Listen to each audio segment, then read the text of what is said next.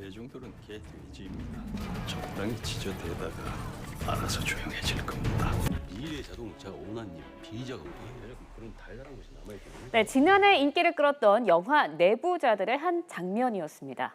비단 영화 속 대사가 아니라 교육계 고위 공직자가 사석에서 이런 말을 했다면 어떻게 봐야 할까요? 실제로 이런 일이 있었습니다. 지난 7일에 나향욱 교육부 정책기획관이 기자들과의 식사 자리에서 한 발언으로 논란이 뜨거운데요. 민중은 개, 돼지로 취급하면 된다. 그런데 발언은 여기에서 멈추지 않았습니다. 신분제를 공고화해야 한다라는 등으로 이어졌는데요. 파문이 커지자 교육부는 막말 파문 당사자인 나향욱 정책기획관을 대기 발령 조치했습니다. 그리고 오늘 국회 교육문화체육관광위원회가 열렸는데 나 기획관의 불출석으로 시작 39분 만에 파행이 됐습니다. 하지만 의원들의 요구가 빗발치자 결국 나향욱 기획관이 국회에 나왔습니다. 자신의 발언에 대해 뭐라고 해명을 했을까요? 지금 이야기 나눠보도록 하겠습니다. 예, 류지연 앵커가 전해드린 대로 바로 그 문제 저희가 계속 낱낱이 파헤쳐보겠습니다. 한국범죄학연구소 연구위원이신 김복준 박사님 나와 계십니다. 네, 어서 오십시오. 예. 예.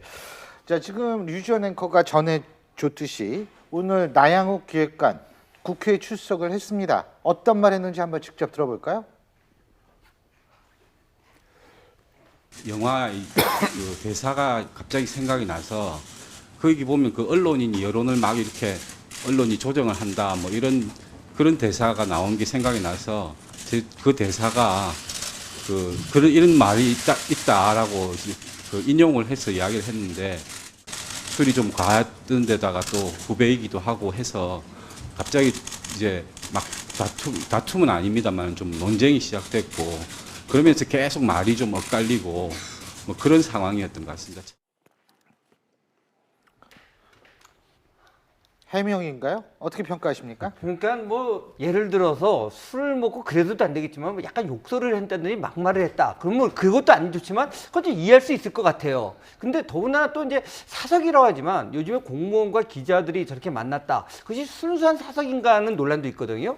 근데 또 사석이라 그래도 또 그렇습니다. 지금 한 내용을 보면은 진짜 이 국민 민중을 갖다가 개돼지로 비유하는 얘기를 들어보면은 과연 저렇게 말하는 저 고위 공무원의 어떤 철학 내지는 교육과는 무엇인가라는 걸 의심케 하거든요.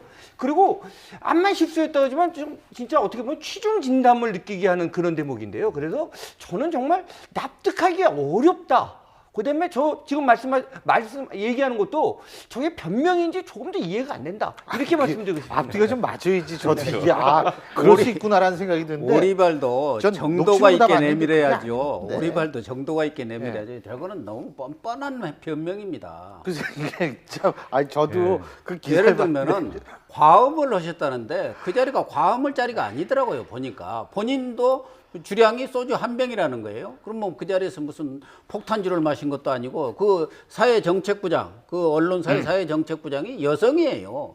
그리고 논리적으로 다 얘기를 하고 처음에 이 얘기를 잘 하다가 논쟁이 벌어진 것도 뭐 논쟁이 벌어서 그 얘기가 나온 게 아니고 우리 사회에 그런 신분제를 공고화하는 것이 필요하다 그런 주장을 하니까 거기에 참석했던 그 부장하고 그 교육부 출입하는 기자가 그게 무슨 말이냐. 어떻게 공직자 입에서 그런 얘기가 나오냐. 그래서 논쟁이 벌어졌다는 거예요. 그러니까 논쟁이 벌어진 과정에서 뭐 잘못된 자기가 그냥 실언을 한 것처럼 얘기하고 과음으로 실험을 한 것처럼 하는 게 공직자들이 무슨 일이 생길 때마다 하는 얘기가 바로 그거예요. 말하자면 취중 실언이라는 거 하나하고 하나는 언론이 자기의 본뜻, 진위와는 다르게 썼다는 거. 그중에 일부만을 줄여서 썼다는 건데 전체적인 맥락으로 볼 때 저분은 있었던 언론 기자들도 그것은 좀 잘못된 발언 같으니까 스스로 철회를 하라.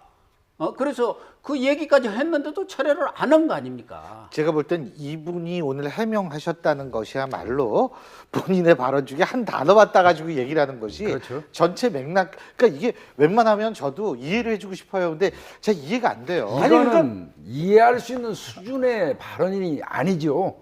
오늘 아침에 이제 그 뭐 방송한다고 이렇게 나오면서 문득 드는 생각이 있었어요. 저도 99% 아닙니까? 이거 결국 나도 사료값이나 벌러 나가는가 보다. 그렇죠. 이런 오늘 느낌이 사료 어떻게 들어서 드셨어요? 참 비참한 어떤 자조감을 느끼게 됐는데요. 아까 우리 황 의원님 말씀하신 거 똑같습니다. 이거 뭐 저도 술 마시는 사람이지만 평상시 술이 취해가지고 좀 욕설도 나오고 싸움을 할 수 있어요. 그렇지만요, 이거는 평소에 이분의 소신을 좀 술이 취해가지고 술의 힘을 빌려서 다소 거칠게 그대로 표현한 진심이에요. 이건 변명하시면 안 돼요. 막말도 네. 아닙니다. 막말이랑 우리 흔히 하면은 뭐 쌍스러운 소리를 했다든가 좀 뭐 보통 사람들과 다른 뭐 이상한 소리를 했다는 건데, 이분의 평소 갖고 있는 내심의 가치관이라든가 어떤 공직 의식, 또 뭐 이런 교육관, 이런 것들을 총체적으로 얘기를 한 거예요. 이런 분이 국가 교육 정책을 총괄적으로 가장 핵심적으로 그 책임을 지는 자리에 있어서야 되겠습니까? 그런 차원에서 이분은 정말 공직사회에서는 있어서는 안 될 분입니다. 그러니까 이분 때문에, 그러니까 지금 뭐 박근혜 정부의 교육 정책들 관련해서 모든 게 다 이제 이상해지는 거예요. 뭐 역사교과서 국정화 문제도 이분이 깊이 개입해 있는 상황이었고, 뭐 누리과정이나 대학 구조조정 관련된 문제도 했었고, 그러니까 그런 부분에서 그런 가치관을 가지고 있는 사람이 우리나라 교육 정책을 이발을 하니까 우리나라 교육이 이렇게 엉망인가라고 진짜 실제로 국민들이 그렇게 생각을 하더라고요.